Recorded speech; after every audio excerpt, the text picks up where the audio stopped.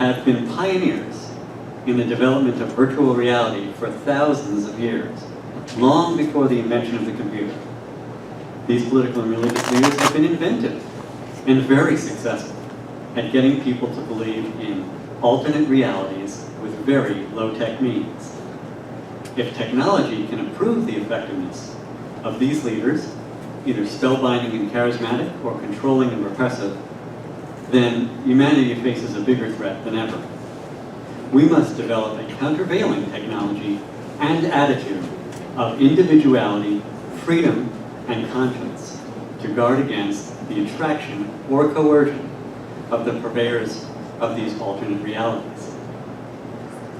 And today we have Professor John Pavlik to speak to us about virtual reality and its anticipated effects on our politics. John Pavlik is Professor of Journalism and Media Studies at Rutgers University. Dr. Pavlik has studies and writes about the impact of technology on journalism, media, and society. He's the author of several books on journalism and more than 100 journal articles and book chapters. He recently completed a 2-year project funded by UNESCO on curriculum reform in journalism and mass communication in Iraqi higher education.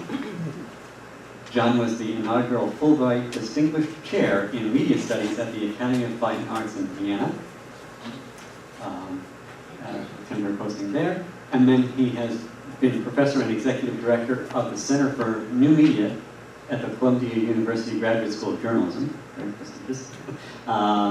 And before that, he was Associate Director for the Research Technology Studies at the Freedom Forum Media Studies Center at Columbia. And he remains a faculty affiliate of the Columbia Institute for Teleinformation.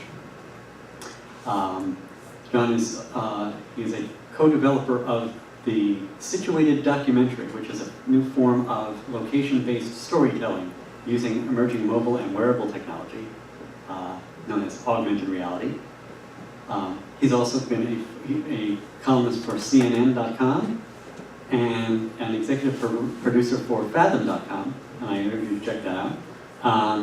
He's a member of the advisory board also of the Global Communications Research Institute in Shanghai, China, at Jiao Tong University. So he's had a very storied career all over the world, and I'd like to give you, or urge you to give him a nice warm round of applause and welcome.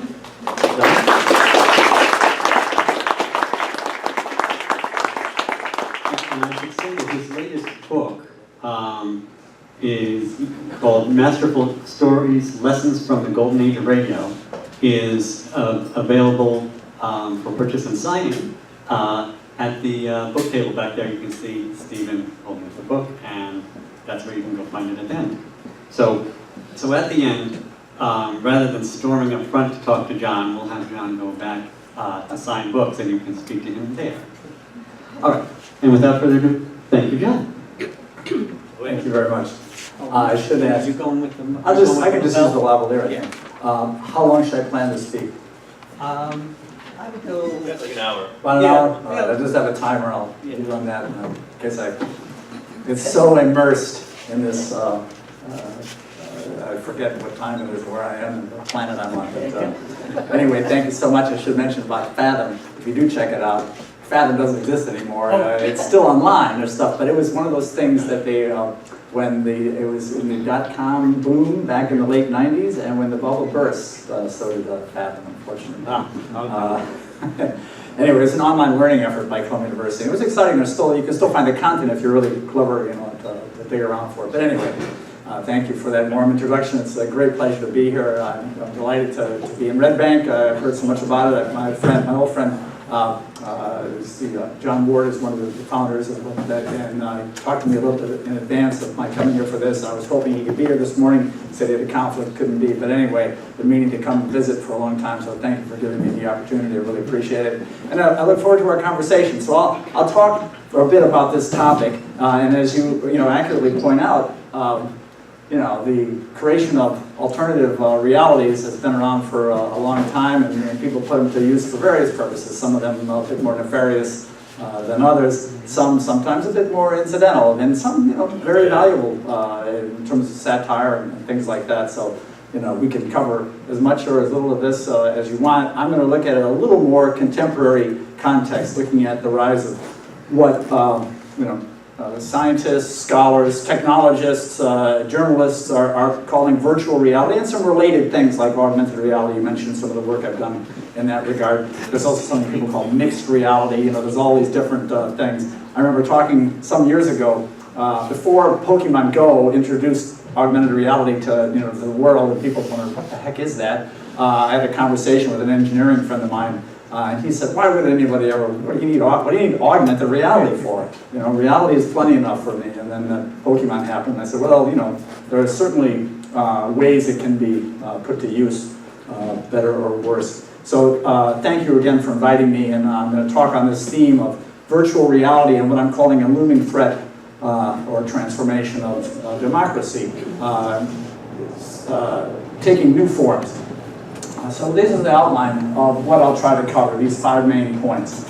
First, a little introduction about emerging technologies, especially digital technologies. They're networked, and they're growing in a variety of ways in terms of their presence in our world, in our lives, not just here in New Jersey, but around the country and around the world. I do a lot of international work, as you mentioned, and one of my projects right now is looking at some of those ways that these emerging technologies are developing in the Middle East. So it's happening in many places and many consequences, and so we'll talk a bit about that to start. Then I will argue that one of the technologies that's emerging out of this mix that I think has some really potentially profound consequences is what we're today calling virtual reality. Then we'll talk about some of the qualities of that media form, and we'll look at it as something that's especially enveloping or immersive for the user, but also it can be multi-sensory, and it's connected, so it's an interactive space. Then we'll talk about where this is going in terms of the nature of the user experience, and it's becoming increasingly real, or having a feeling that it's real for the user. That sometimes people have more and more difficulty when they're in that virtual space, understanding that it's a virtual space, that it begins to feel very like it's really happening to them. And then finally, we'll look at some of the implications of that, and I'll argue that this whole thing we've seen, obviously of late, fake news, whatever that means, been around for a long time, but that I think is likely to transform in the coming decades into potentially fake realities or artificial realities. And I think the implications for many aspects of life are significant, but especially in the political process. So, to start, the emerging technologies, there's so much happening.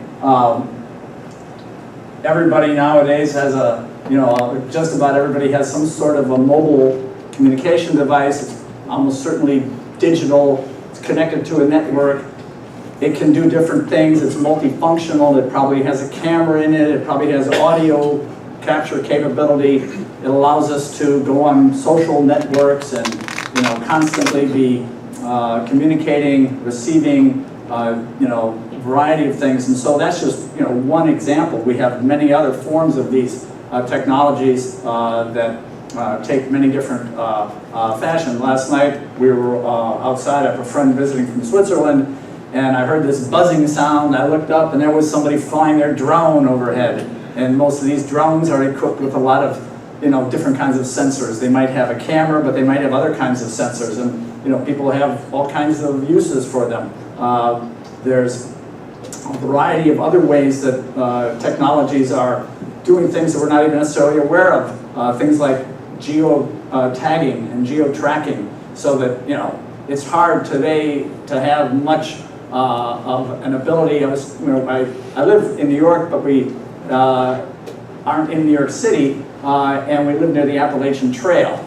And I was saying to my guests in Switzerland, I said, you know, one of the things that I kind of like, it's psychologically a little reassuring to know that I could hop on, I could throw away my phone, hop on the Appalachian Trail, and I could kind of disappear for a while, as long as I could live off the berries and the nuts and, you know, things like that, and if I have enough fresh water. But other than that, it's pretty hard to, you know, get off the grid nowadays. Even if you try, it's very difficult to disconnect. And so these ubiquitous technologies, and you know, the cameras tracking us, there's easy pass, you know, things tracking us. Obviously, the device, if it's mobile, it has tracking chip in it. So you know, all of that is at play.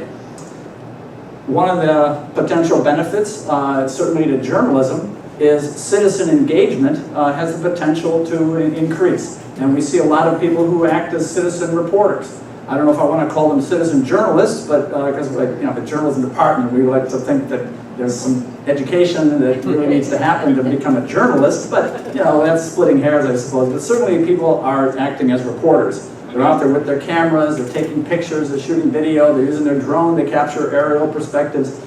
You know, and of course people are highly engaged in things like, you know, social networks like Twitter or Facebook, and you know, very actively participating.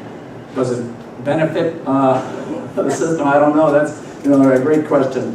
But I would also argue the potential for propaganda is growing significantly.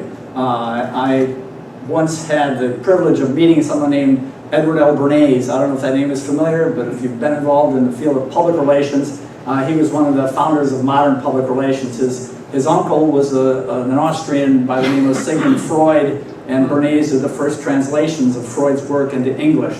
And Bernays was famous in the 1920s for this campaign he did. At the time, women were not allowed to smoke in public, and he was hired by a tobacco magnate to change that. He said, Bernays, we're missing half our market. And Bernays, what do you mean? Well, women aren't allowed to smoke in public. And so they organized in the Easter parade, women, debutantes, marching with their bows, lighting torches of freedom, cigarettes. And it was all Freudian application. And within days, the public sitting rooms and theaters and things like that opened their, you know, spaces to women so they could smoke. And Bernays said that was one of his regrets in life, is that maybe he caused a lot of cancer, you know. Anyway, I was meeting with him and I said, well, you know, what about propaganda? He says, well, it's better than impropaganda. So I'm waiting to use that line for a long time. Anyway, propaganda, you know, it's on the rise, but also addiction to these technologies. I have a colleague, Bob Kuby, and another very senior psychologist. His name is Csikszentmihalyi. Don't ask me to spell it, it's very difficult. Anyway, they developed this a model of how people engage with television, and they found a lot. They published this provocative article about 15 years ago in Scientific American that television addiction is more than just a mere metaphor. That it shows many of the attributes of addiction, that people binge on it. They find it hard to stop watching. They have all these various consequences of the behavior. And I would argue that these newer technologies may be even more addictive, especially for, you know, people who may have addiction issues, or maybe young people. And so whether it's a mobile device, whether it's your wearable device, video games, for example, people will immerse themselves at great, you know, levels of you know, in interaction and for long periods of time, and oftentimes with significant consequences. So as virtual reality increases and becomes multi-sensory and immersive and you know, very powerful experiences, I think the addictive potential is even greater. So people may spend more time in that. So virtual reality, the idea has been around for a while. As you mentioned, people have been using things like this for a long time to manipulate public opinion, do other things. But you may know Frank Baum, who is the author of the book The Wizard of Oz. In one of his books, he proposed in 1901 an electronic, quote, character marker. So you put on these, they just invented electricity, right? And so a lot of science fiction writers and such were thinking about how could electricity work? You know, how could it become part of our world? And he imagined these electric glasses that you put on, and then you'd be able to see somebody good character or bad character, and I'm not looking at either. Anyway, you'd be able to have this electric sort of augmented reality or virtual reality that would enhance your understanding of the people around you. You have greater perception. Then a great science fiction writer, Ray Bradbury, in 1949, wrote this story that eventually became called The Veldt. I think when it first came out, it was called something about the children's the nursery. But anyway, he wrote this incredible story, and he imagined a multi-dimensional interactive virtual nursery that would work through just thought. So the kids would go into the nursery in this, quote, smart house, and all they'd have to do is imagine something. So they might imagine, this story of the yearling, and they're transported into a woodland setting and all these things. Or in their case, they imagine the veldt in Africa. And as you can imagine, the story, had some sinister developments in that regard. And I will mention, I suppose, that in the book, not that I'm promoting it, I'm just, as you mentioned, I brought bring some copies I did. It's a book about the great radio plays from the 20s, 30s, 40s. And one of them I talk about was the production of The Veldt, which was really a wonderfully done radio play, very thoughtful and thought-provoking. All right, so then the first VR system, as we think of VR today, as this electronic networked immersive multisensory system, was developed by an inventor named Martin Helig in 1957. He called it the Sensorama. I mean, you can look online, you'll find pictures of it and read about it. And he created the illusion. It allowed up to 4 people. So, again, interactive kind of thing. Up to 4 people to simultaneously experience, quote, the illusion of reality using a 3D motion picture with smell, stereo sound, vibrations of the seat, and wind in the hair to create this, illusion of stuff's really happening to you, And if you think about it, the movies, they require that of you, they have a phrase for it, the suspension of disbelief. So you kind of have to do that if you really want to enjoy a movie. If it's that kind of a movie, maybe that's not what you're into, but if you are, you kind of have to suspend a little disbelief, because usually you can pick apart little things here or there if you're being too critical, and maybe it takes away from the enjoyment. Well, the virtual reality, like the Sensorama, can allow you more easily to believe what's happening around you is real, because you're feeling, all your senses can be engaged. Then, a decade or so later, another inventor, a scientist named Ivan Sutherland, in 1967, developed the first head-worn display. So it was the first system that you could put on, and then you'd be enveloped in this 3D space with sound. He didn't have, I think, as much multi-sensory engagement as the Sensorama, but his was head-worn display. And then 2 decades later, we'd had the concept of some of the things of the virtual reality, but the coining of the phrase virtual reality was in 1987 by a computer scientist, mathematician, artist, musician. He's really an amazing guy, Jaron Lanier, coined this, and he was the first, he developed a company then that was the first to market a digital wearable headset. So, you think of these like the Samsung Gear and the Google Cardboard and the Oculus Rift and the HTC Vive. This is like, oh, wow, it's amazingly new. Well, no, he actually was selling a product back in 1987. So it's been around as a commercial product for at least 30 years in that sense. 2 years later, a guy named Steve Mann, at the time he was a young man, literally. 1989, he just gotten out of high school, and he was this electronics kind of genius. Or he still is, I almost sound like he's not around anymore. Anyway, he developed the first functional digital networked wearable computer. So his system was, big thing, and head-worn, and a backpack, and had a camera in it, and had all these things, a microphone, and it connected to the wireless network. And he did amazing things. He came to my class once. A couple of years after that, he went on to MIT, and he helped create their wearable computer program. But he did a documentary. It's a really funny documentary where he went into these like department stores where they have like parabolic mirrors on the ceiling that are hiding cameras, and he would go in with this big, camcorder in his hand, and he'd walk up to somebody who works there. Usually it'd be poor, not poor literally, but figuratively, clerk or something, salesperson, and then he would say, "What's in that? What's behind that mirror up there?" And they go, "Well, this is the mirror." And he goes, "Are you sure there's not a camera behind there? Because I don't want to be recorded on video while he's holding his big camera, And it goes very provocative and all this stuff going on. And it's just a prop. He's not doing anything with this camcorder. His actual camera that's shooting it live and sending it out live is in his wearable glasses.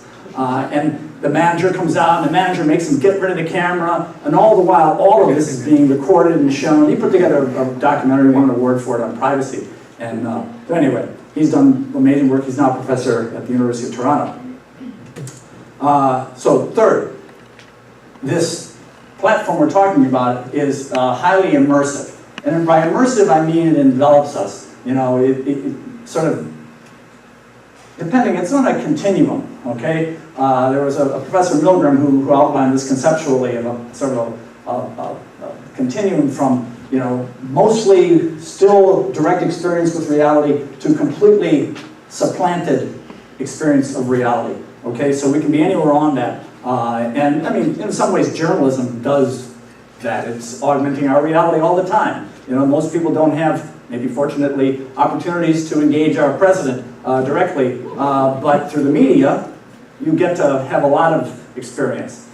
So anyway, we can see this spectrum.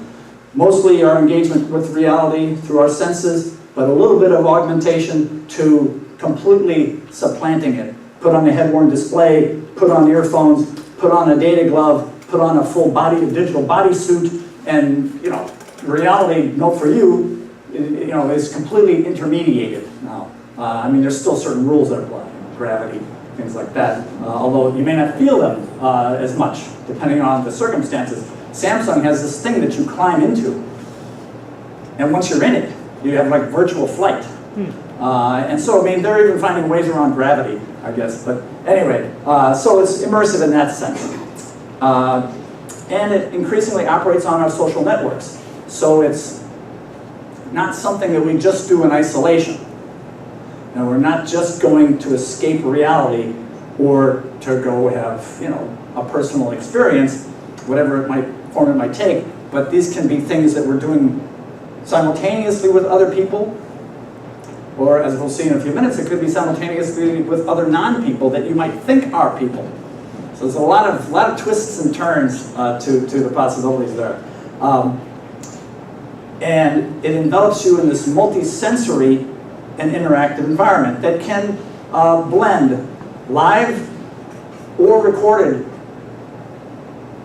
action or computer-generated content. And so all of these things can blur. And increasingly, the computer-generated content is close. I mean, it can be deliberately done to look like it's artificial, all right? So there'd be no confusion, at least on an intellectual level, with what you're seeing. But some of it, increasingly, some of the games and things like that, the computer-generated content is beginning to look so real that it's hard to tell the difference between, was this shot with a camera, or was this just generated by computer? So that's sort of a part of the path. So what's happening then is we're increasingly on this sort of pathway where the artificial is blurring with what we might perceive as reality through our five senses. So VR is generating experiences that for the user will be very difficult to distinguish from reality, or they could be difficult to distinguish from reality, or the reality at least that you perceive through your own senses. And it can take a variety of forms. So I'm not suggesting that there's just like, you're going to put on a headset and that's the one thing. No, it's many ways that this is happening. There's virtual worlds. There have been these virtual worlds for a long time. Things like Second Life was big. Sim City was big before that. And there are new versions of these virtual worlds where people are increasingly spending a lot of their lives, entering into these spaces, and there are a lot of pros and cons. You could have a very lively debate over the nature of virtual worlds. One of my doctoral students did a project this year. Part of it was it was like a legal case study, and he looked at the legal situation in New Jersey and two other states, because each one had different kind of legal theory that pertains, because sexual assault is becoming a major phenomenon in these virtual worlds. It's especially women who are being assaulted, but it's not limited to women. So sexual assault that we normally think of maybe as part of our physical world is also becoming a part of the virtual worlds that people spend time in. And so there's all kinds of legal issues, as well as technical issues and social and political consequences and such. So his project's a very interesting one. There are these VR environments that are increasingly, the Sensorama did all this, back in 1957, but it was an analog system, all right? You couldn't really feed data into it, you couldn't have it adaptable in real time, and the experience was at a fairly low level of, sense of reality. I mean, obviously if you're feeling wind, it was real wind, but we couldn't simulate these experiences very well using that system. But today's system are moving toward completely digital ones that incorporate things like the sense of touch, so that they can be tactile. And it takes different forms. There are, data gloves where you can feel things on your hand. There's tablets that have a tactile interface. Obviously, we all have a tactile interface when we touch something and move it around or interact with it. But there's also systems that use small electric impulses or tiny jets of air that can simulate a texture of something. So you can virtually feel an object on your mobile device. And then there are systems that involve entire wearable suits, these body suits, where you can have a completely enveloping tactile experience. Now, they're still fairly rudimentary in the sense that if you're trying to simulate the feeling of like a handshake, it's not going to feel exactly like an actual handshake, but they're moving in that direction. A lot of this is driven by what we might call collectively artificial intelligence. So this is sort of the idea of computers or machines that exhibit some of the mental capacities that we consider to be a reflection of intelligence in some fashion, thinking, for example. And there are many forms that AI can take. In this sort of very elementary level, we can lay out some instructions. We call those an algorithm. Maybe to do something. And we use a lot of maybe some of you are computer coding specialists, and one of the common forms is sort of logic of if this, then that. So you have algorithms that do this, or algorithms that use mathematical models or formulas, things like that. Then you put that into computer code, and then the computer system can do whatever its algorithm instructs it to do. And when it gets sophisticated enough, it begins to seem like, wow, that's pretty intelligent that thing could do that. Now, they still make some whopping mistakes too, but in any event, that's part of it. There's also other forms. Computer vision. Many consider that a form of artificial intelligence. Robotics, people consider that a form of artificial intelligence or connected to it. Or there's machine learning. If you've ever used something like Google Translate, for a long time, some of my colleagues in computer science were trying to develop algorithms that would start by saying, what's the grammar and the vocabulary of a language, like Spanish? And let's put that into the computer code. It turned out that was extremely difficult. So what Google did was they used machine learning to just read a whole bunch of documents in different languages that said the same thing. They're all from the United Nations. And the system then learned just how to do the translation. Without necessarily knowing the grammar or the vocabulary, it became irrelevant. And so machine learning has really driven a lot of these kinds of things that now seem pretty, common and don't seem like very surprising. Another aspect of this is the natural user interface. In many of these, have become over the past, say, 20, 25 years, very intuitive to the user. And so you don't have to really know a lot about the computer to be able to interact with it. And interaction and the experience frequently can be through the human voice. In the late 90s, I did an entire course. It was about technology and journalism. But I did the entire series of lectures throughout the whole semester using one of these early systems of Dragon Naturally Speaking. And then at the end of the day, with the students, we'd see how well it did. And it would be like 80%, get the pretty good translation. Certainly easier than having to type it all, but you still had to proofread it because there'd be a lot of mistakes in there. But it would learn over time, get a little bit better. If you go back and do that sort of thing now, these speech recognition systems are dramatically improved, and the quality of the voice. I don't know how many of you have something like the Google Home or the Amazon Echo with the digital assistant named Alexa, but I have one. I've been experimenting with it, and it was funny. You remember the movie 2001 when Dave has to disconnect Hal?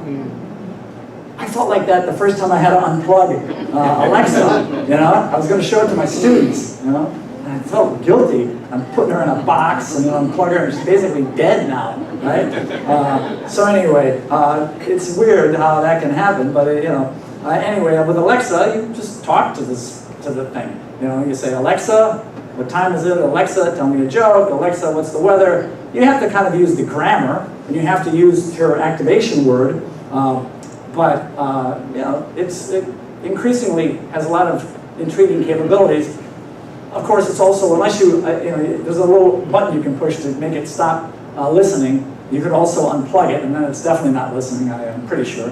Anyway, there's more and more now.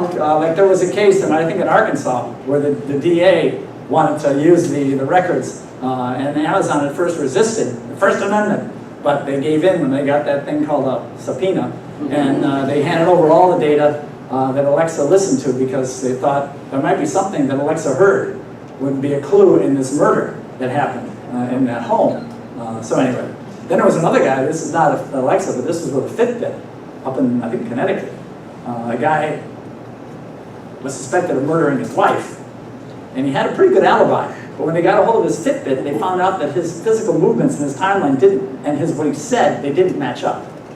So they were going to use the Fitbit data to hang him, I guess. Whatever they do in Connecticut, I don't know. All right, so that's up until now, and by 2017, there are vast amounts of data and content available in our virtual reality space. And I'm using that sort of right now, I'm using it a little bit encompassing. So I'm including augmented reality, mixed reality, virtual worlds, just sort of in this virtual reality environment. So it's in many different forms. And many journalism organizations have been developing content. And they usually use the term virtual reality, even though I don't know that any of them have actually done what I would call virtual reality in the full sense. It's usually they have 360 spherical video, maybe omnidirectional audio too. So but you don't have a lot of the other qualities that would make it a fully virtual reality experience. But on the other hand, they're generally capturing it with a camera. So in that sense, it's not, camera's digital, so there's a computer generation process, of course, but it's not like it's been just completely generated on somebody's laptop. Instead, it's, capturing of some live event, but it's in 360 format or omnidirectional spherical format, and then, processed and made available for later viewing. And there'll be some editing, of course. But some of the news organizations, New York Times has been producing a great deal of this kind of content on many stories around the US and around the world. They started in November, I think, of 2015. If any of you were subscribers, you might have gotten a free Google Cardboard. with your newspaper one day. And you pop in your phone, download the software, download the content. It was called the displaced. And what had happened was the United Nations had issued a report that showed that there were more refugees, about 60 million, than at any time since World War II. And so the Times did a story about children in refugee camps in the Sudan, and Syria, and Ukraine, I believe. And they went in there with the 360 camera, and they basically showed you the perspective, and you hear the perspective from the point of view of a kid.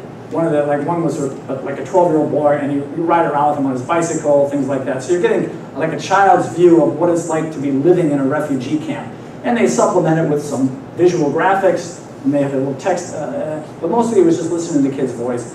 They do other reports that give you, maybe a bit more reporting by the journalist. Maybe there's some narrative, things like that. But that's the idea, is to give you the point of view of the kid. And so one of the interesting things that's shifting is the perspective in the storytelling. If you're interested in that sort of thing, again, that's in my book. I'm not promoting. I'm just saying it's a big thing I cover is how storytelling perspective shifts and what the consequences might be. In journalism, for most of the 20th century and the latter half of the 19th century, certainly in most Western journalism media, newspapers, television, radio, magazines, things like that, the storytelling was a third-person perspective. So I'm outside of it, and I'm looking at it, and I'm telling the story of Eric, the president of Humanists, or whatever, okay? Now, we're moving toward much more of like a first-person perspective, where I see the story. Now I'm seeing it from Eric's point of view. And the journalist is still obviously constructing some of this, but you're seeing it from a different point of view. So that's one of the things that's changing. So we go into these VR environments, and we're no longer watching a story. We're now in the story. We're almost like a participant in the story. So that's a big shift. A lot of other news media experimenting with this and producing this kind of content regularly. CNN, both the Times and CNN have set up specialized units that do this kind of journalism. USA Today, as well, the Associated Press, The Guardian in the UK, so there are many around the world too.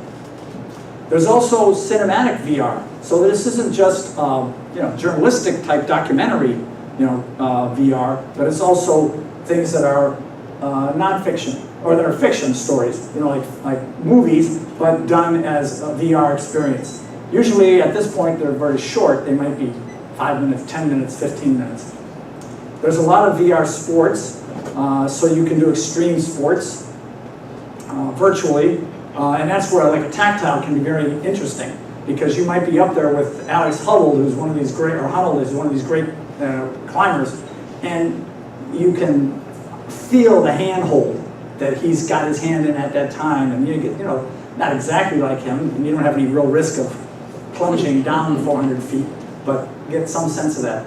They're also using VR for therapy. There's a whole research laboratory at Stanford that's devoted to this kind of work, for teaching people to confront their fears or to deal with things like PTSD. So there's a lot of therapeutic applications that are being tested and developed. And then, of course, there's a lot of immersive games. Video games are one of the first platforms that have transported over to the VR environment. And one of the reasons is that gamers tend to be really into it. So they're willing to try the latest technology that makes it more powerful, more immersive, more interactive. And also, many of these early systems are relatively complicated to set up. I have them set up in my office, but I had to get, some younger people to come help me figure out how to do it, So if you're at home by yourself and you're trying to figure this out, unless you're really into it, plus there's a cost factor. You got to have, at a minimum, you got to already have a smartphone, which might be several $100s. Then you have to get the wearable. Now you could get Google Cardboard, so you can get one for $5, but it's not a very, compelling experience. So you'd be more likely to, if you really want to get a sense of what this is really like, you get a system like Oculus or HTC Vive, and then but then you're talking a couple $1,000s, because you have to have a computer that will run it, as well as the head-wound display, as well as the scanner of your room that measures the physical dimensions and, you know, all these things. So there's costs, there's complications, there's all of those things. That's just this is an example. Maybe you've seen a lot of these already, because the New York Times now does they do a 360 every day. They try to publish a 360 video report every day. Then they do longer form ones. This is one of the longer form ones on Antarctica series. And it was one that partly is dealing with the issue of climate change and giving you a way to go, and in one of them you go like down under the ice and you're in this environment that would be otherwise very hard to get to that. I've never been to Antarctica. I'd be interested, but it's not easy to get to. Now you can virtually go there, and done in a journalistic way. Do you trust the New York Times, or don't you trust them? Okay, those are obviously issues, but it's in some sense it gives you access to a place or an experience that would be otherwise very hard to get. I trace a lot of this to some of the work that I was doing that Eric alluded to. Oh, thank you. In 1997, I started doing collaboration. I was a professor in the journalism school at Columbia, directing that center, and working with people in engineering and other programs at Columbia who were all interested in this sort of coming transformation of media through digital technologies. And Steve Feiner and his doctoral student, Tobias Hellerer, they had been doing computer graphics and user interfaces, and they'd been experimenting with this thing that was emerging at the time called augmented reality. And I had another colleague, Sri Nayyar, professor of computer science, who developed one of the first 360 video cameras. Today's systems usually use multiple cameras pointed in multiple directions, and then they seam it all together through an algorithm to create a sphere of video. His system was one camera, low resolution, because it's 1997, pointed at one parabolic mirror, and then software would unwrap it. So that took in everything, but it was not very high resolution. But it was very portable. Anyway, we developed this idea that we could put all these things together. We called it a mobile journalist workstation. And so the reporter could go out in the field, and the reporter could do journalism, could be collecting 360 video, 360 audio, other things, taking photographs, but all with this mobile system. And then transmit it real time, because it used Wi-Fi, it had GPS, so we could geotag every bit of content, every moment that was being collected, so we knew exactly where the reporter was, which could be very important in authenticating. Let's say you've got a controversial story, and whoever the government is denies, says that's not where you said it was. It didn't happen then. And you say, well, I have GPS stamp. Now, obviously, a very clever hacker could probably manipulate that, but it's some sort of an authentication. You put the digital watermark on there, and it at least says time, place, date, longitude, latitude, altitude, moment in time, and I was the one. So it's some authentication, and it can protect the reporter too a little bit, their intellectual property rights by somebody gets a hold of it, tries to claim it was theirs. You can say, no, look, my watermark is buried in it. You didn't even know where it was because I used encryption and I hid it, but it's there. So there's all of that. Anyway, so we use this to create these augmented reality experiences using wearable, wireless, handheld backpack, which thank God for graduate students. It was 22 kilograms. I didn't want to have to lug that around. Anyway, so we developed this new kind of story we call a situated documentary. So instead of you watching it on your TV or on the big screen, you'd walk the Columbia campus. And you'd be seeing it as it is now, but overlaid with 3D graphics and video and sound. You might see any number of stories that my students worked on. One was 1968 student revolt or strike. And there were actually some of the people still alive who had been involved in that strike. My students interviewed some of them, and so we got archival material, but also some contemporary material, and they put together a report. So if you put on the MJW, the Mobile Journalist Workstation, walk the campus, then you could experience the story back on the campus, where it took place. And the stories were geotagged to like Low Library, the main building on campus where the university president's office was, and student leaders from SDS took it over and occupied it. And it was really, you hear this audio file from the student leader, Mark Rudd. He says, oh yeah, we found the president's girly magazines and letters saying they were going to move out the blacks and the Puerto Ricans from Morningside Park. And that's where the strike then went on from there. My students also did a report about the early work of Enrico Fermi before he started the Manhattan Project. He started building a nuclear pile in the basement of Putin building, or Putin, not Putin. Might be Putin now, but anyway.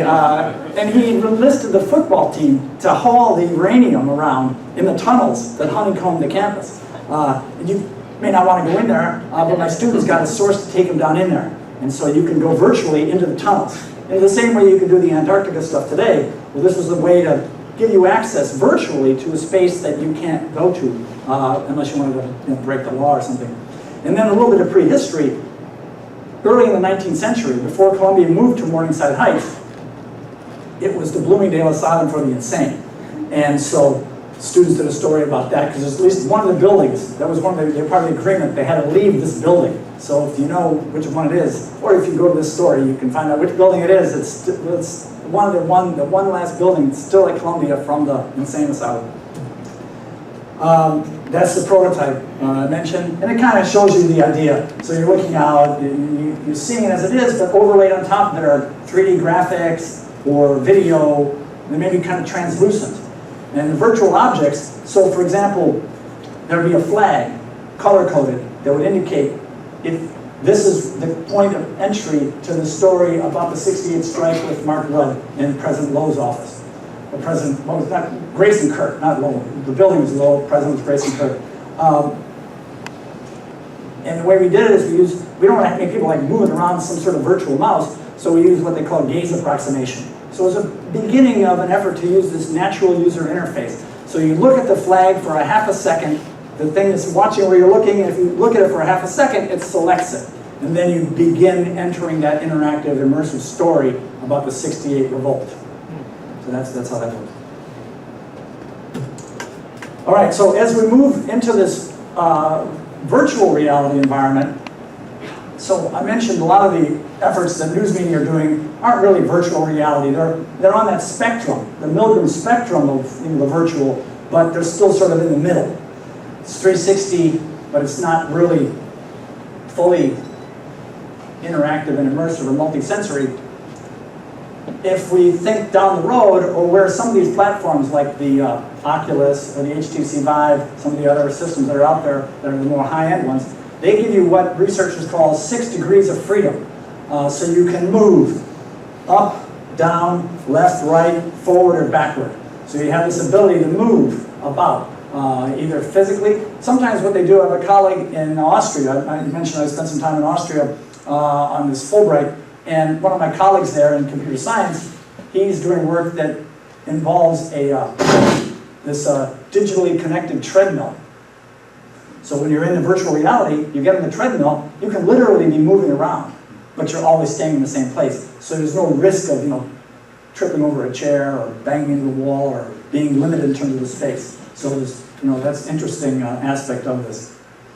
Increasingly haptic and engaging physical objects that are on the network. They call this the Internet of Things. And already, there's a guy named Bob Pepper, he used to be of the FCC, and now he's with Cisco, which is a big telecom firm. There's already more digital devices, more Internet of Things than there are people of Internet, all right? There's already something like, in the tens of billions of devices are already connected to the Internet, and the number is only going to get bigger. We already have, of course, these things are all Internet connected, but he's talking about things that are, cameras or other kinds of sensors, and just about every kind of thing in business or in private life. Your refrigerator, your thermostat, all these things are increasingly going to be connected to the Internet if they're not already. Obviously, things like the Alexa, or Google Home, all those things. So there's an incredible amount of the devices that are connected and generating data 24 hours a day. And the data is in many different forms, but it's all digital and it's all geotagged. So you know exactly, and with a high level of precision, its point of origin. And it includes things like multispectral scanners. I see Google now. You know how Google has Google Earth and all that? They now have Google Air Pollution. I don't know if they've released it or if they've just done a prototype, but you'll be able to go online and you'll be able to see precisely what's the air quality like, block by block, the entire country and eventually the entire Earth. I don't know about the water, but definitely all of the land-based places. So that's kind of amazing that you'll be able to see air quality and you'll be able to see it over time and see how it's changing. You'll be able to see what it's like now. And they said a lot of consequences. It might affect home sales. Because people might not want to buy a house and they go, oh my God, that's a really polluted block. I think I'll go the other way. So also, it's many things like drones, robots. Often drones and robots are one and the same. But these things are almost always connected to the internet in some fashion, and probably going to get more so. And they're both being tracked, but also controlled and collecting data and all of that. And then increasingly the quality of the cameras, ultra high definition, 8,000 bits of resolution, 240 frames per second. It's an incredibly high fidelity visual experience that can be captured and then presented. It takes a lot of bandwidth to send it, so there's strategies to maximize bandwidth efficiency. But also complementing that is this high resolution audio fidelity that also maintains spatial integrity, so that if the sound comes from a specific place over there, when I am in my virtual space, it will always come from that spot. Even if I turn this way, it'll stay there. So it creates so that when you're back in the virtual world, the visual is beginning to look so real that there's no pixelation. It looks like just like there's nothing there. It's like it's just through your eyes. And the sound is the same way. It's as if the sound is really there and it's happening right at that moment. It sounds so lifelike. And this is have this kind of the state of things now. About 1.2 megabits per eye is the resolution you get on some of the better VR systems, headsets today, like the Oculus or the HTC Vive. There's already a system being developed by a company in Finland called Varjo that will capture 70 megabits, or display 70 megabits per eye, which is roughly the equivalent of what the human eye at 20/20 vision sees. So it will be virtually indistinguishable. There will be no way for you to tell. It will just look completely like reality. And because they use stereoscopic and other forms of three-dimensionality, you'll have full apparent depth and that have integrity maintained, and the audio will also be synchronized with that and have that completely maintained. So, that's sort of very close to entering the consumer marketplace. So that's all sort of, getting a sense of this rising virtual reality world that gives us experiences that are very hard to distinguish. Fake news has been around for a long time. Probably all have heard of many of the historic things. One of the interesting cases that I recall my students is the hoax of the Piltdown Man, which was, supposedly this incredible discovery of this, the missing link or whatever that would prove human evolution or something. Anyway, it came out in 1911, but it was all a hoax. And was later dispelled, but for a long time people thought this was an incredible discovery. It turned out to have been just, I think, an ape or something that they had found. Of course, there are a lot of political examples. It's been around in political campaigns certainly since the 1800s, but probably before that in other countries. But digital technology is making it so easy to create fake news, and it looks potentially, like real news, especially if you don't have a highly critical eye. And we saw it, became a huge part of the 2016 campaign, and it continues to be with us today. Social networks make it very easy to share this stuff. So in the past, when we didn't have nearly as many ways for everybody to get stuff out there when you had a couple of local newspapers, a couple of local radio stations, TV station, some networks. You know, sure, media could be manipulated and they certainly had their bias, but at the same time, something that was fake would probably be vetted and would be fact-checked. You know, back when newspapers had a lot of fact-checkers, right? They would fact-check it and make sure, you know, especially if something was like, that's amazing, they'd certainly want to, you know, double-check it before they publish it or correct it quickly. But with social networks, something comes out, you think, wow, people just, you know, send it on. Or the bots send it on. So it doesn't even have to be humans who are sharing that fake news. And also, along with this, and this is partly where virtual reality comes in, we're able to get into our filter bubble, so we don't have to attend to anything we don't want to, right? In the old days, when newspapers were the dominant, you know, local news source, or certainly one of the dominant ones, it covered everything, or at least tried to cover everything in their community, right? So even if you didn't care at all about X or Y, you're only interested in Z, you'd probably at least see the headlines of X and Y. And you'd be, you know, at least informed on some level. But now you can say, I don't want to know any of that stuff. And there are some apps, that's how they position themselves. They say, you had enough of this? Use our app, you never have to get another bit of information about that thing again. All right? Then there's echo chambers.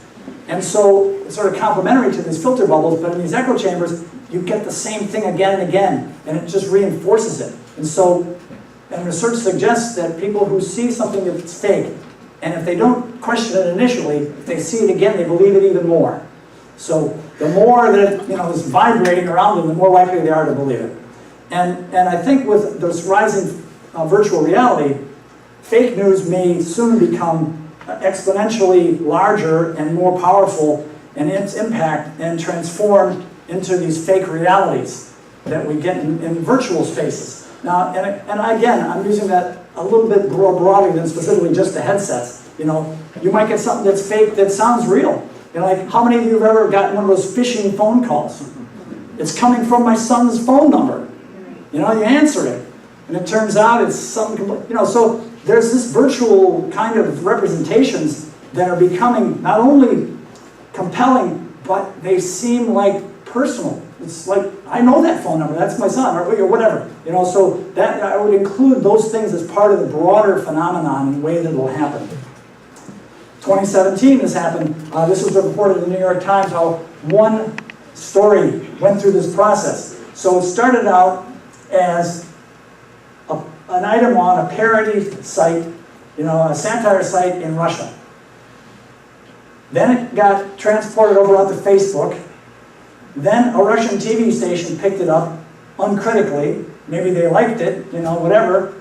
Then it made its way to the Sun newspaper, and then it got picked up on Fox News and made its way to the US without any critical examination. All right, so, you know, these things go through there's sort of a feed, you know, a feed chain that they move from, and they might start out as parody and come out reality. And of course, there's a great historic example that was, its epicenter was near here, right? The War of the Worlds radio broadcast of Orson Welles in the Mercury Theater in 1938, when this great story by H.G. Wells about Martians invading, and they thought they'd do a great Halloween broadcast. Well, some people tuned in late. They didn't hear the disclaimer at the first start, and the way they did it, it sounded like a real broadcast, right? You heard, this is Raymond or whoever from the orchestra, and then you have an interruption, and it kind of sounded like Walter Winchell breaking in with a news bulletin. And then we're going to Professor Pearson, who was Orson Welles at Princeton University, you know, oh, Princeton, wow. And then maybe you look out the window and you see a flashing light someplace, just when they're saying, there's a report of one of the ships has, you know, attacked at Grover's Mills, New Jersey. So they use real locations. And research by Cantrill and Godet showed that there were a lot of people who believed, you know, either it was Martians, maybe it was something else, but we were on the verge of war, World War II, And there was this new medium that many people didn't understand, of radio, and there were a lot of issues. People were feeling anxiety, and we can see some parallels with today's space. Many people don't always have their critical filter up high. Sometimes it's set fairly low, all right? And if you're not constantly questioning something, it's easy to kind of believe it, especially if it's consistent with your prior beliefs. We have a lot of fear of international conflict, whether it's North Korea or someplace else. Our new medium is radio, but we have internet and virtual reality, and still kind of new in many ways. And we have a lot of content out there that's deceptive for different purposes. All right, it might be that it's meant as satire, meant to be funny, but that doesn't mean it doesn't get somehow spread through the system and come out as truth, or at least presented as such. So I think we're entering this age now where we're going to have potentially fake realities. And the consequences may be huge, especially public engagement in the democratic process. Imagine a fake news item that is presented as reality in a virtual space. And it's released, it's an October surprise. And very little opportunity to disprove it. It's very hard to disprove these things. It can take maybe never, other than common sense. But so increasingly, I think we're going to need sources that we trust and that are, reliable. And these systems are evolving. So already there are prototypes that can create a fully realistic, immersive, multisensory experience, interactive, that don't require the headset. And I'll show you just a clip of one in a minute. And there are already systems that don't require you to put on anything to see three-dimensional images that are being projected. All right? And you may have heard of this great British computer scientist, Alan Turing. In 1950, he proposed a test of machine or artificial intelligence. Basically, if a human cannot tell if she or he is interacting with a computer or with a human, that passes the Turing test. And as we move into the 21st century, we're going to have more and more experiences like that where you won't have any idea whether you're interacting with a computer or a human or some combination. You've probably already read a lot of articles or seen things that you didn't know were computer crafted. You might have thought it was by a human. The Associated Press is already making extensive use of this technology to generate business stories. But they use a system that's called Wordsmith. There's other systems that have been developed. At Northwestern University, I've done some work with them, and they developed a very interesting system. If you read stuff on Forbes.com, many of the stories, you'll see the phrase, maybe the byline, narrative science. That means it was written by narrative science. There was no human involved. The computer collected. There's a system the LA Times uses called QuakeBot. An algorithm ties directly into the U.S. Geological Survey. And if an earthquake happens of like size magnitude 4, it immediately springs into digital action, collects the data, and then writes a story. The story goes up. All right? There might be a human who double checks a little bit. Google's just announced funding of a big AI journalism project in the UK. They want to do up to 30,000 stories a year, and that's the beginning of local journalism done 100% by computer. Then next generation, and this isn't just next generation, there's already a lot of people who have these implantable chips that perform different functions. Oh, my time is up. I'll wrap up in a moment then. So they're already being used in medicine, for people with disabilities, but also in the workplace. There's a company in Sweden where all their employees have an RFID chip, and they use it to open doors, things like that, and there's a lot of other applications, all right? And of course, they track your location, and they're starting to turn you into a bit of an android, and interesting privacy. So here's a little video that, I'm going to turn the audio on. This is, you see it, the guy, and then it looks like walls.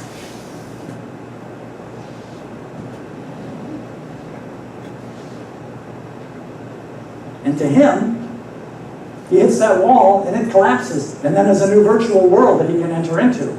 So that's all without he's not wearing any kind of headset or anything. This is all with 3D projections.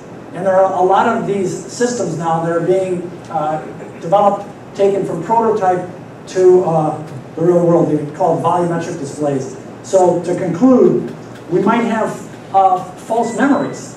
We might think something happened, or we experienced something, but it might have been a virtual experience, and partly we may not even know, because it may have been a computerized experience that presented itself. And I think it will happen slowly, kind of like that frog in the bottle of water that slowly boils, and the frog, doesn't know it's boiling. I think that's kind of what we're in space that may start to boil, but we don't know it because we're just enveloped in it. Some may be dangerous and carry harmful consequences. Some, may be important in form of, say, satire and things of that nature. But I think that the need for a really hypercritical public and journalism, robust journalism, will be essential. Otherwise, we're all in for a very difficult future. Thank you.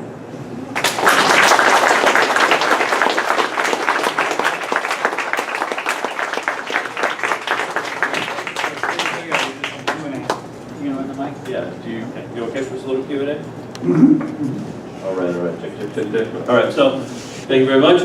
Yeah, just raise your hands, and I'll go around, I'll try and keep it in order, so we only have one speak. Okay, I'll get you in a second, I'll get you. And so I'll try and keep a running tab of who's raised their hands. If you have a question, just make eye contact with me, raise your hand.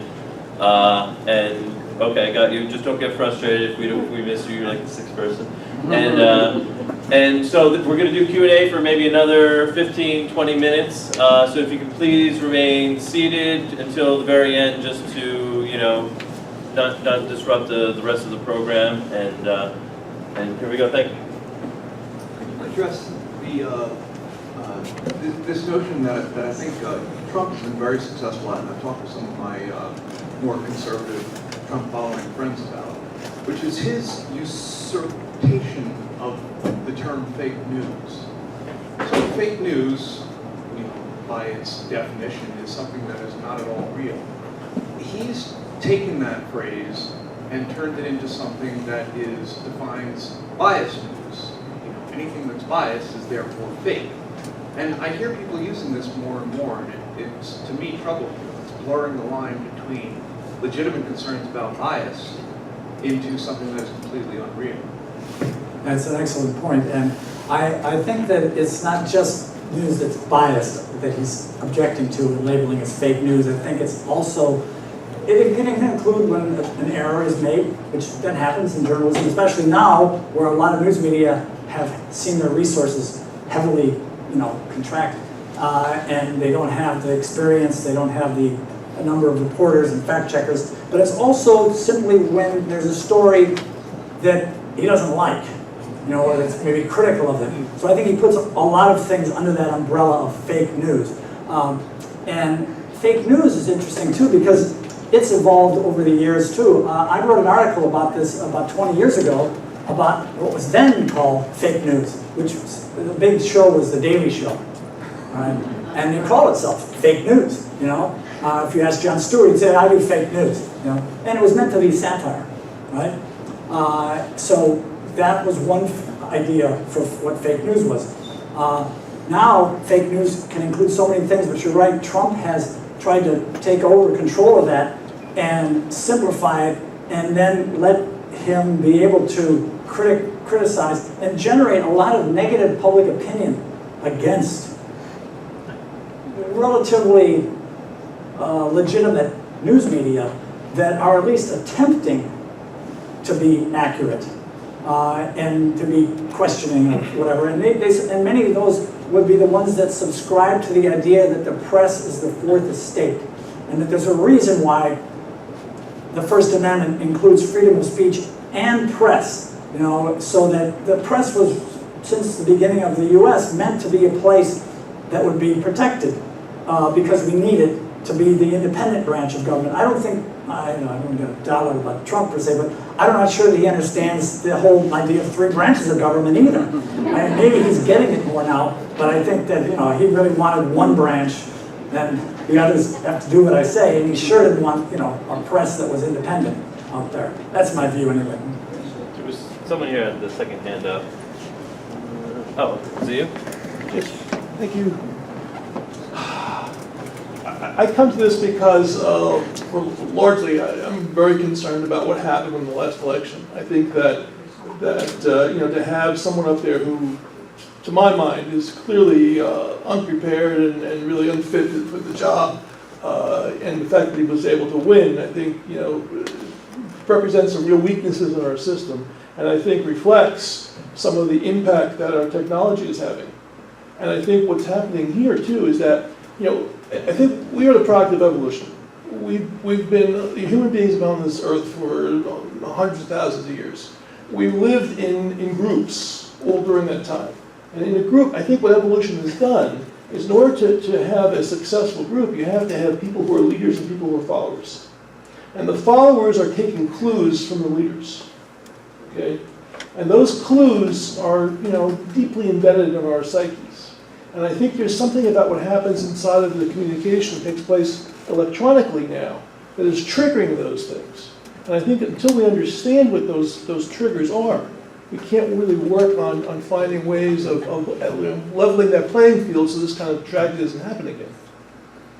Absolutely, and there's some research that goes back at least to the 1940s. Carl Hovland was one of those researchers. There are others who looked at credibility, believability of especially mediated messages.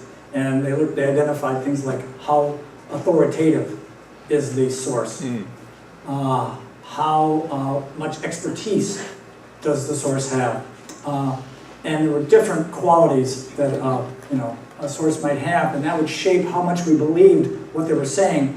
And that was coupled with the research of a professor named Lazarsfeld, who looked at part of this research on a two-step flow process, that mediated messages would first go out to the opinion leaders, and then that would shape then the opinion of the followers, and many people would look to those opinion leaders. And the whole rise of social networks and unfiltered media, like President Trump, extensive use of Twitter, for example, the filters have largely disappeared in the process. And so people really can just share whatever they want. And if you subscribe to the view of your leader, it's very easy for that leader now to get an unfiltered message to you at virtually zero, what I would call zero marginal cost. It used to be you could do it, but you'd have to buy an ad. You'd have to buy an ad in the newspaper or on the radio or TV, and to reach a big enough audience, you might have to buy it several times. It could be very expensive, and the public understood what an advertisement was. And they would be much more doubtful, generally speaking, because they know commercial, that's not journalism. Journalism at least tries to be bias-free or limited. Journalism at least tries to be accurate and truthful and factually based. But ads are just trying to sell you something. So you could get a message out there without necessarily having a filter, but it was going to be in an ad. So it would be expensive, it would have limited reach, and limited credibility. Now all of that's gone. I can get my message out through Twitter for free, unfiltered, and people trust it because it's hard for people. The public now thinks, New York Times is fake news. So why shouldn't I trust what I see on Twitter just as much as what I read in the New York Times? So all three of those big conditions, they're wiped away. And that's one of the big parts. I think it's going to get worse before it gets better. Is it over here better? Probably not soon enough. All these technological advances are very interesting to follow, but I don't see that much of a danger of a Orwellian event horizon when we'll be completely swept by the technology and we'll be losing touch with reality. I think much more dangerous is the private ownership of the media, when the entire landscape is shaped by those who own it.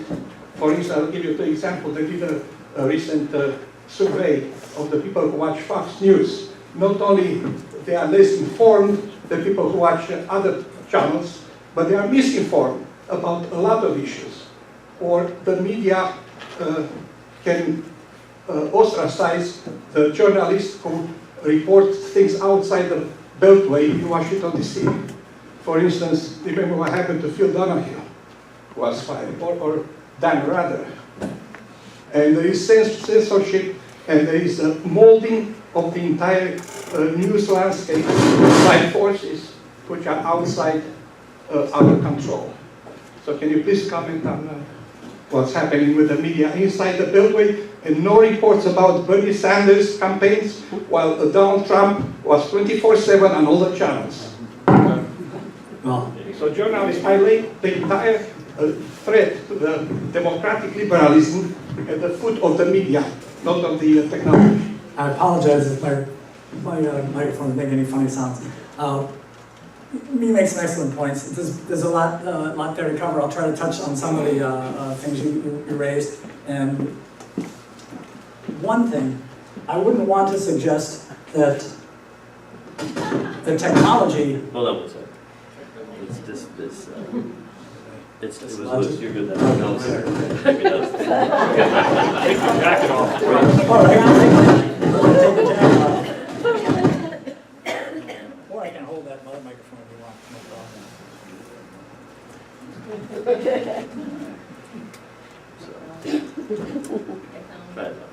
That better? All right, thank you. So, yeah, you're right, ownership, but it's not just ownership, it's also economics. Because media have been privately owned for a long time, but when they were largely family owned, media were pretty good. I mean, I would argue that most of the 20th century, even the late 19th century, there were a lot of pretty good journalistic efforts. I mean, there was yellow journalism and this stuff. So private ownership in and of itself isn't necessarily a problem. It can be, but also it's the economic structure of media. And it was really in the 1970s when there was a big shift in our media ownership toward publicly traded companies, where profit became a huge driving motivator, and the rising share price became paramount. And it changed a lot of things, and it spurred enormous concentration of ownership in media. And even today, now you're seeing, there's a group called Sinclair Broadcasting, which is the largest local owner of TV stations around the country. They're in the process of acquiring the Tribune Company stations. And Sinclair is the Fox of local TV, you know? So you put together private ownership with the economics, with a political agenda, and you got a triple whammy, all right? But I would add in that technology is important, because imagine this scenario, all right? I don't know what you think of the leader of North Korea. I get a sense of what you think of the leader of the United States. But imagine this. We're reaching a pretty critical time with the situation with North Korea, with the testing of ICBM missiles, potentially nuclear warheads. We're gearing up over there. Just think about a guy who at 3 a.m. sends out a tweet storm with his thumbs, okay? Causing all kinds of turmoil, all right? You know, ill-thought things, misspelled words, who knows what all, okay? Imagine that guy in tomorrow's, I don't know that this particular president is the last type of president like him that we'll ever have, all right? So let's just say we imagine somewhere down the road, maybe it's next week, maybe it's next year, sometime. This guy sees North Korea, because you know he believes, if he sees it on Fox and Friends, it's real, all right? So imagine he sees on this, they just launched a nuclear warhead at us, and he says, launch the nuke codes back, and he does it on impulse at 3 a.m. when everybody else is trying to get, you know, a little bit of anxiety relief by sleeping, right? I mean, I could imagine something like that happening. Because the guy is, you know, he's like we would say, my parents' generation, they said, this guy's like a loose cannon, you know? So I could see that something like, a scenario like that. I made that one up. But my students, one of their augmented reality situated documentaries they did in 1999 was a terrorist attack on the Empire State Building. Now, I'm not saying the guys in Al-Qaeda saw it and then said, oh, let's do that. But, you know, they created this virtual version of it, and you could see what it would be like if somebody bombed and blew up and leveled the Empire State Building, and what it would do to Manhattan and the experience like that. All right, so it can be very realistic looking, especially to the uncritical eye. all right, or the uncritical ear. Imagine what's in a total experience. If a couple of angry words or critical words can make somebody become an emotional train wreck, what might a virtual, critique do? Might get them to, punch in the nuclear code. So I think you're right, economics is a big factor, ownership is a big factor, when you throw in political agenda, but also the technology, I think, presents a real problem. Partly because we live in an era where this stuff happens so fast. Where it's constantly a blur of communications swirling all around, and not much time for reflection. And if you have the ability to act on impulse in response to it, that's potentially pretty dangerous, I think. Yeah, I have a question. Yes, I'm sorry. I just wanted to I'm sorry. make a comment that links virtual reality and politics, like maybe in a more concrete, maybe positive way of what happened.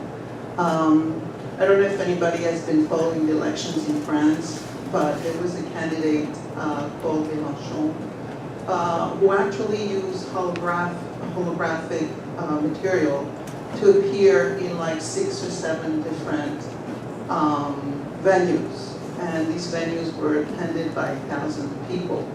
So he was in one place, let's say in Paris or south of France, and his hologram appeared in like 7 or 8 places or even overseas. Yep. So, and he's been called like the Bernie Sanders of France, and did about 19%, which is pretty good compared to the guy who won, with 23%. So where do you see? I mean, I think it's a use of reality. It's a positive use of reality. I mean, of virtual reality. Where do you place things like, holograms, and where do you place them in politics? And do you see these things repeating at some time? Because apparently, it was the first one to do this. I think it's an excellent point, and I agree completely with it. It's really the use that we put these things to that will determine their value. The one video that I showed you, that was holographic 3D projection. So in fact, one of the things about holography now is it's the capacity to present a 3D lifelike reality without any wearable technology. And you can be interacting with it because it sees you and you become like the mouse or the cursor. So we did a project on this about 20 years ago called Video as Input, where we made the person become the controller of the experience. And we tested this with about a half a dozen people who were paraplegic, and so they didn't have the option to do the kind of computer interaction that most people did. So instead, simply by nodding their head or blinking their eye, they can control the experience and interact with the content. So I think there's huge potential journalistically, in medicine, in therapy, for entertainment.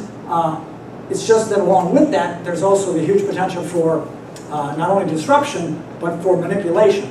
So I think we, as a society, need to be hyper aware of this, because it's going to be so easy for somebody to create an apparently completely real video or experience where it looks like maybe they're showing, you see this person doing the thing that they were alleged to have done, and it might be almost impossible to prove that that really didn't happen.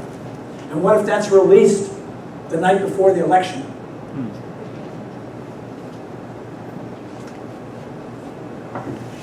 Hi, my question is about potential long-term consequences. And as you were talking, I was thinking about, I think it was Brave New World in 1984. And they took a Soma holidays, do you remember that? Where the person who wanted to just escape from things would go to New Mexico. Would go to this chamber, but the long-term consequence was that it shortened their life. And so I'm thinking in terms of maybe not shortening physical life, but all of this bombardment with technology and addictions to technology, will it, do you think, shorten intellectual life, change synaptic firings, and making a person incapable of reasoning in a certain way? It's certainly possible, and there isn't much research yet to test that kind of hypothesis. And of course, our life expectancy on average in the US is going down. It hasn't been going up, so we're not in a good trajectory as it is. And maybe these technologies will play a role in that.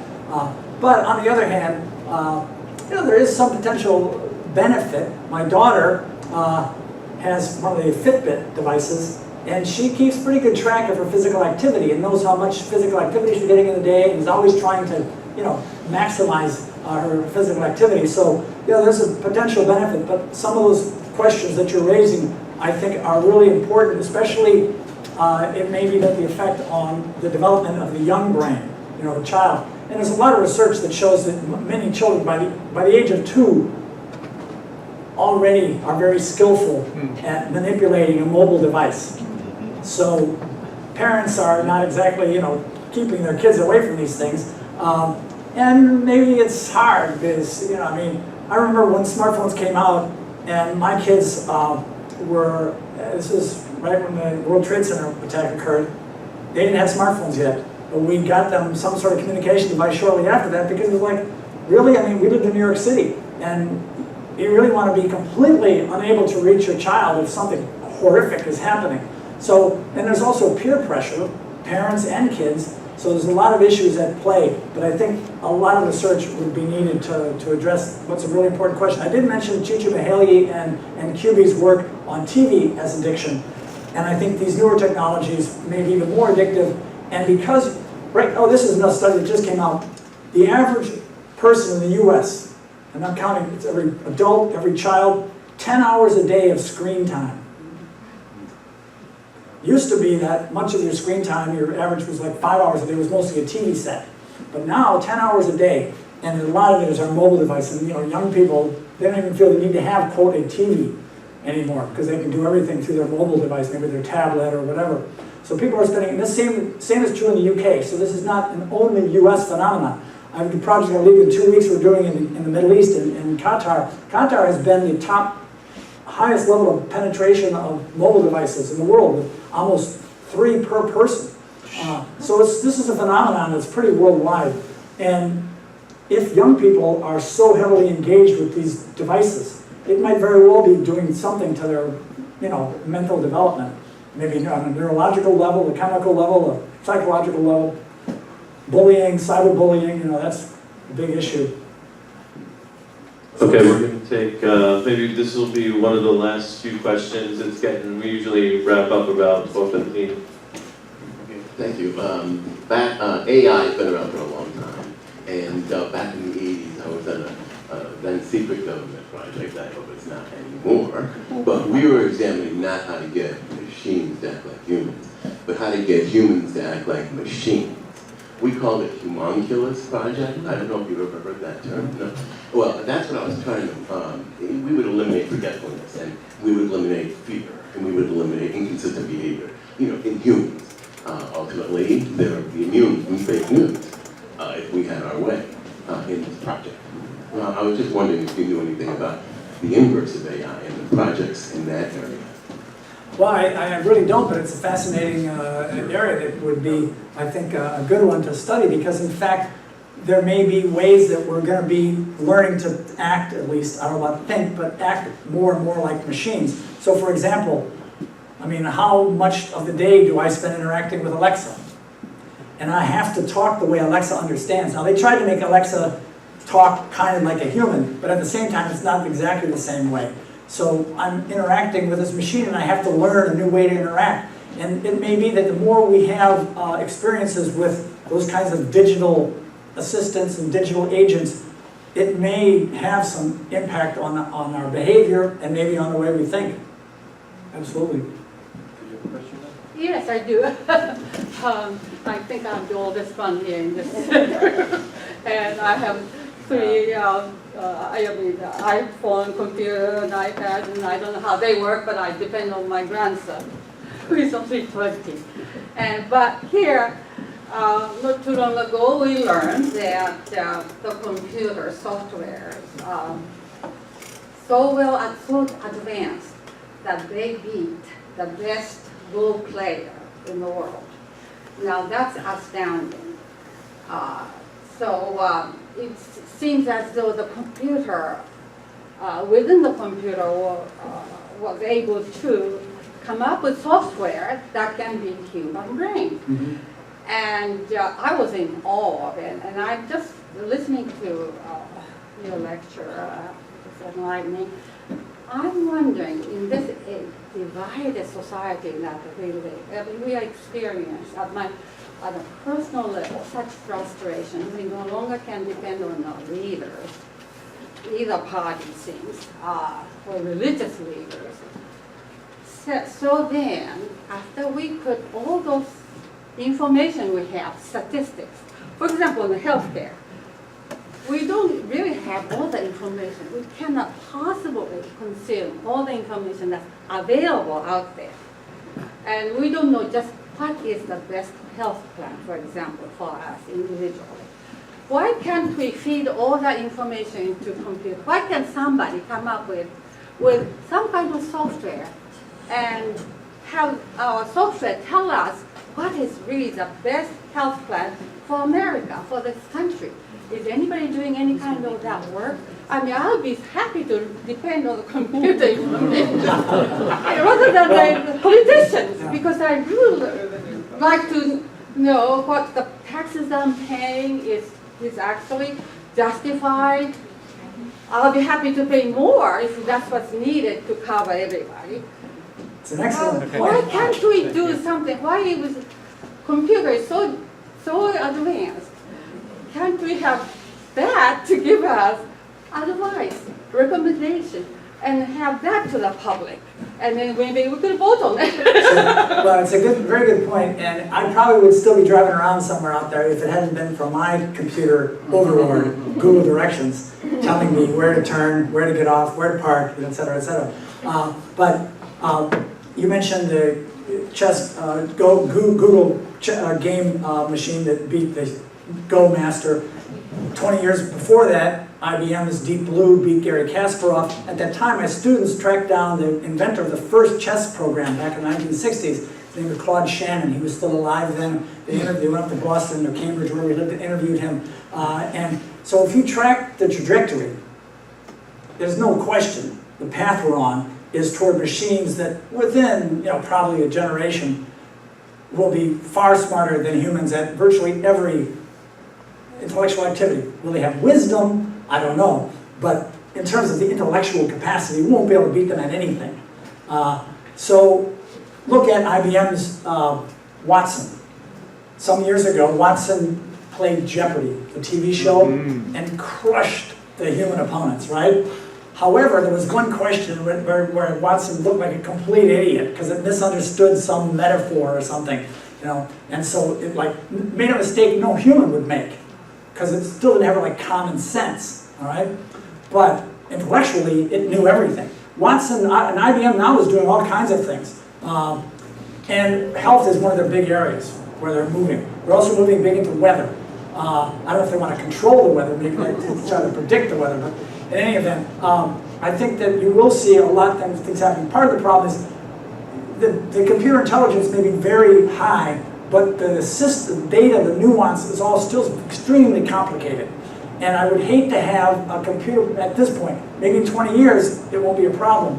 But today, I'd hate to have the Watson-type Jeopardy error happen at that critical moment when a key issue of the healthcare has to be resolved and the computer misunderstood something that no human would misunderstand.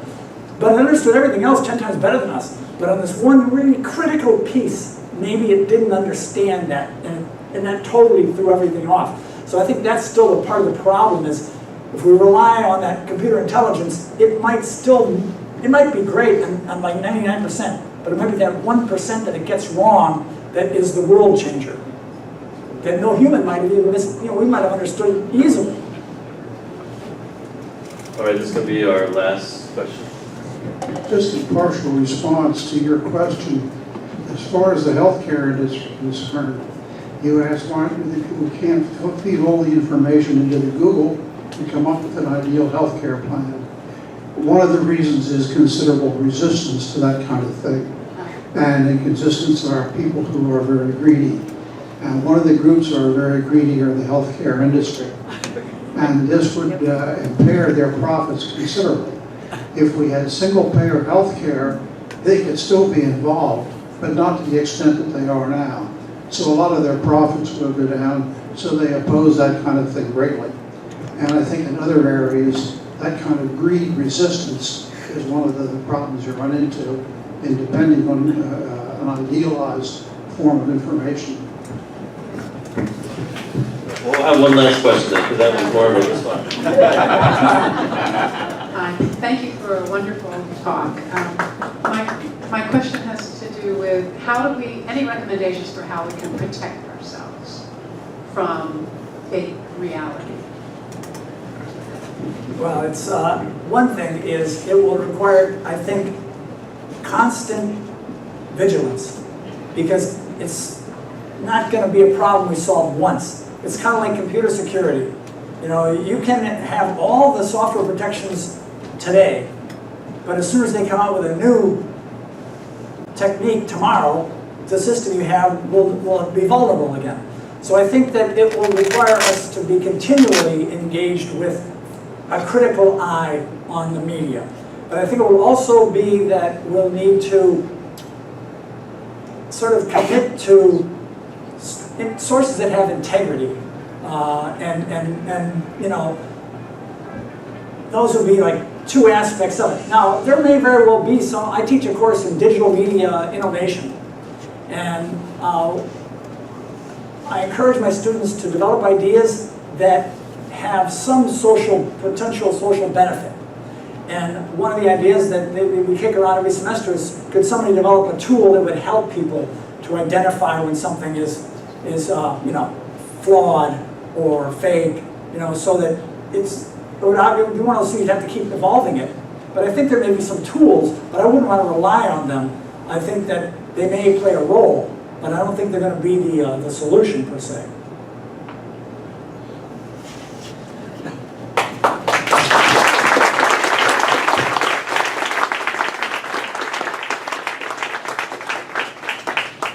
Thank you very much.